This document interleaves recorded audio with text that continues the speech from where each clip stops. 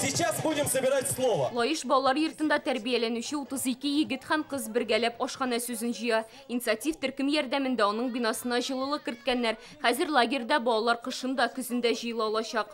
100 еллык тарихы булган лагерьнең ашханәсендә моңарчы бер кайчан да җылыту системасы булмаган. Шуңа да балалар монда җәй айларында гына ял итә алган. Хәзер инде салкын көннәр, куркыныч түгел. Бүген ашханәгә җылылык кирттеләр. Мин бу өчен бик шат. Кышкыны онда ашарга була, сменага керергә була. Җылылык үткәрү столойга бик әйбәт. Ул теге төрле вакытта яллар оештыру өчен генә түгел, җәй көнендә җәйнең дә төрлесе булды.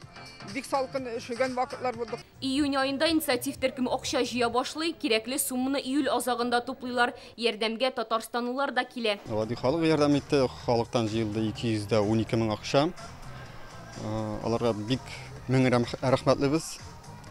Калган 130 меңен инде Акбарс хоккей клубының уенчысы Михаил Сергеевич Глухов ярдәм итте инде. Не могли пройти мимо. Битараф калып булмый, әлеге эшкә үз өлешебезне керттек. Безне исә балалар бәйрәменә чакырдылар. Бик теләп килдек. На открытие. Ашханәдә Бристоль артында лагерьда яшәүчеләр белән Акбарс командасы уенчылары балаларның танылган шәхесләргә сораулары бик күп. Кар барсына ничә яшь, спортчыларның көн режимы нинди, ничек хоккейчы булырга, барысы белән дә кызыксыналар. Хотим пригласить вас на наши игры. Соңыннан Акбарс хоккейчылары балаларны булачак ярышларына чакырдылар. Спорт җиһазлары һәм барлык команда уенчыларының имзалары куелган форма бүләк иттеләр. Было весело. Күңелле булды, балаларга да ошады дип уйлыйм. Кичкенә генә бәйрәм белән аларны сөендерәсе килде. Медицина пунктын булдыру, лагерь территориясын төзекләндерү, ашханәнең түшәмен һәм стеналарын яңарту – бу киләчәккә планнар. Барысы да балаларның ялы уңайлы һәм рәхәт булсын өчен эшләнә.